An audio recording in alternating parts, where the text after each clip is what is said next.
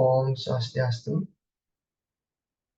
Halo, untuk Bapak dan Ibu dosen pengampu.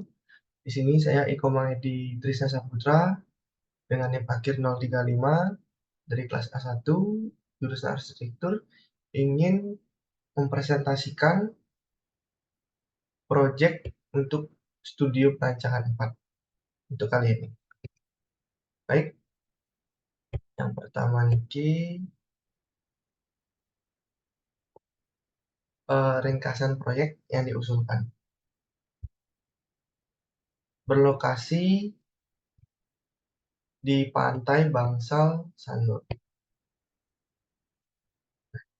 Setelah menganalisis fungsi kegiatan, aktivitas, isu, potensi, dan masalah pada wilayah deliniasi, didapatkan hasil analisis sebagai berikut. Masalah yang terdapat pada kawasan, yang pertama niki kurang efektifnya perdagangan pada kawasan Pantai Bangsal, mengganggu para wisatawan yang sedang beraktivitas di sekitar pantai, terjadi kerumunan yang mengganggu jalur sepeda dan pejalan kaki, dan fasilitas untuk para pedagang pakaian dan souvenir yang kurang memadai, yang bisa mengganggu visual saat dilihat oleh wisatawan-wisatawan yang berkunjung ke area pantai Bangsal sana. Kita lihat dari masalah yang terdapat pada kawasan, di sini saya memiliki solusi dan kebutuhan untuk kawasan Pantai Bangsal ini. Yang pertama yaitu merancang suatu fasilitas untuk mewadahi para pedagang UMKM agar tidak mengganggu visual Pantai Sanur atau Pantai Bangsal maupun mengganggu para wisatawan yang sedang melakukan aktivitas di area pantai. Merancang suatu fasilitas untuk mewadahi para pedagang pakaian dan souvenir di kawasan pantai agar tidak mengganggu visual Pantai Bangsal atau Sanur. Next.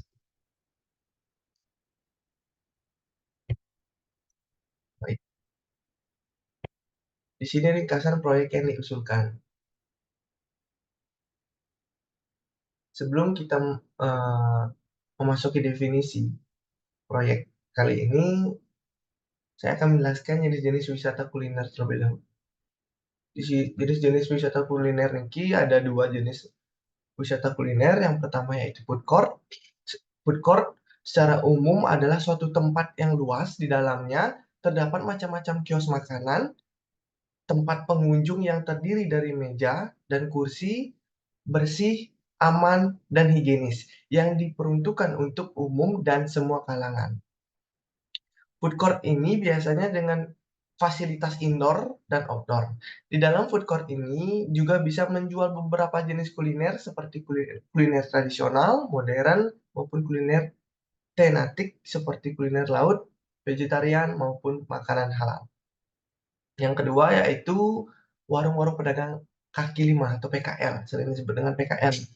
PKL niki adalah seseorang atau sekelompok orang yang menjajakan barang ataupun jasa di trotoar atau pinggir jalan, pasar, pusat rekreasi atau hiburan, pusat pertokoan, pusat pendidikan, dan di sekitar pusat perbelanjaan, baik secara menetap ataupun tidak menetap, baik secara resmi maupun tidak resmi.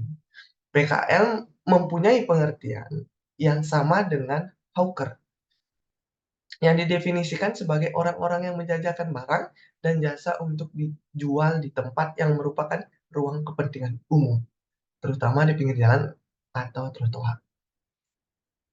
Nah, dari jenis-jenis wisata kuliner yang sudah saya jelaskan tadi, di sini saya memilih untuk merancang food court. Apa sih itu food court? Food court itu adalah tempat makan yang terdiri dari berbagai tenan atau counter yang menawarkan jenis kuliner yang bervariasi.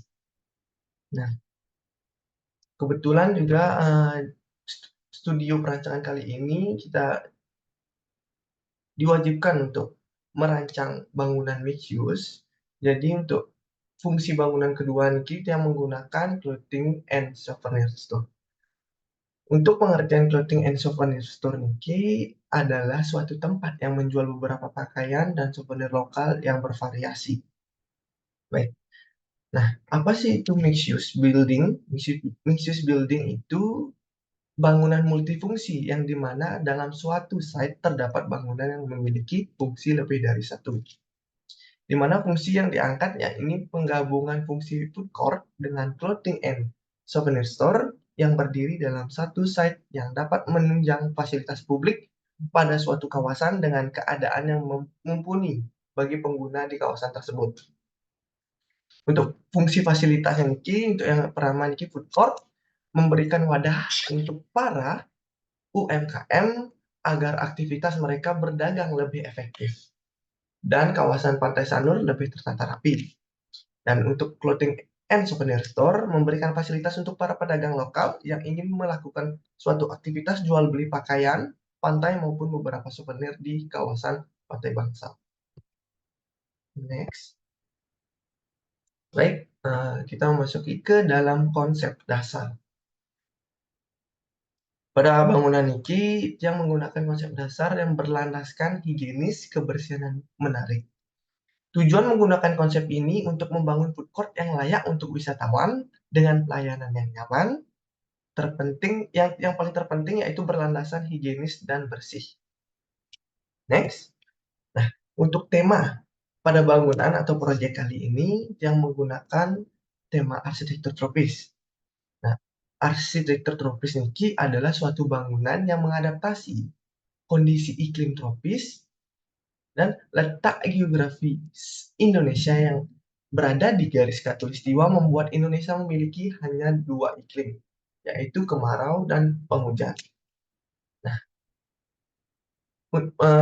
karena saya memilih arsitektur tropis ini untuk merancang bangunan food court dengan memilih arsitektur tropis sebagai temanya, saya sesuaikan dengan pemilihan site, yaitu tepat di pesisir pantai kawasan Pantai Bangsal Sanur yang masuk ke dalam kategori iklim tropis. Pada tema arsitektur ini terdapat beberapa unsur yang harus diperhatikan, yaitu suhu, angin, cahaya, dan lain-lain. Baik, dalam menangani unsur-unsur yang terdapat pada arsitektur tropis ini, yang pertama itu yang menggunakan partisi kayu, berfungsi untuk sun shading agar ruang dalam bangunan tidak terkena langsung paparan sinar matahari dari bagian timur atau fasad bangunan. Dan saya juga menggunakan material alami, yang dimana itu menggunakan beberapa material alami dengan pemilihan warna yang tepat agar ruang dalam di bangunan ini maupun fasad bangunan terkesan sejuk dan alami. Dan kita juga harus memikirkan tentang cross ventilation atau penghawaan. Di sini saya menggunakan, saya memikirkan juga tata letak cross ventilation agar suhu pada ruangan dalam food court ini terjaga dengan baik dan memasang beberapa air conditioner atau AC di bagian ruang dalam bangunan. Next. Nah, sekarang kita masuk ke dalam gambar kerja. Yang pertama niki itu site plan. Di sini kita bisa lihat untuk tata letak bangunan di dalam site. Untuk di bagian selatan atau di sebelah kiri bangunan dari fasad itu terdapat area makan outdoor yang beratap pergola. Yang di sebelah kirinya terdapat taman kecil untuk para wisatawan atau pengunjung yang datang agar bisa melihat kehijau-hijauan taman mini tersebut agar bisa memanjakan visual para pengunjung. Next, niki layout. Sini kita bisa lihat juga untuk furniture yang saya gunakan pada bangunan ini maupun dari outdoor maupun interiornya. Next, sini kita bisa lebih jelas lagi melihat ruangan tata letak ruang pada bangunan food court niki. Niki untuk yang lantai 1 dan niki untuk yang lantai 2. Next, di sini desain bangunan. Ini yang di sini yang di sebelah kiri niki adalah fasad bangunan yang saya rancang untuk studio perancangan arsitektur 4 kali ini. Di sini saya menggunakan beberapa partisi kayu di bagian fasad bangunan niki. Dan di sini ruang luar atau bagian outdoor yang sudah tadi saya jelaskan, terdapat area makan outdoor yang beratap pergola, dan di sebelah kirinya terdapat taman kecil. Next, nah di sini untuk sistem struktur pada bangunan. Untuk struktur atas atau upper structure, saya menggunakan rangka struktur atap baja ringan. Dan untuk superstructure, sini saya menggunakan dua tipe kolom. Yang pertama niki kolom struktur dengan kolom pipih yang berukuran 40 kali 20 dan kolom praktisnya 20 kali 20. Untuk strukturnya dia menggunakan fondasi menerus dan fondasi utamanya niki fondasi board pile. Baik, di sini kita lihat untuk rencana utilitas lantai satunya. Untuk rencana utilitas lantai 1 niki, area untuk penaruhan tandon air itu paling atas di pojok kanan.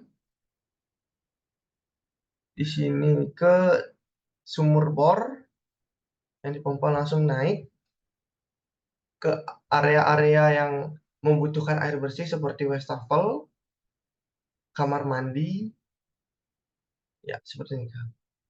Dan untuk air kotor, air bekas nih ke dari wastafel lari atau dibuang ke area resapan.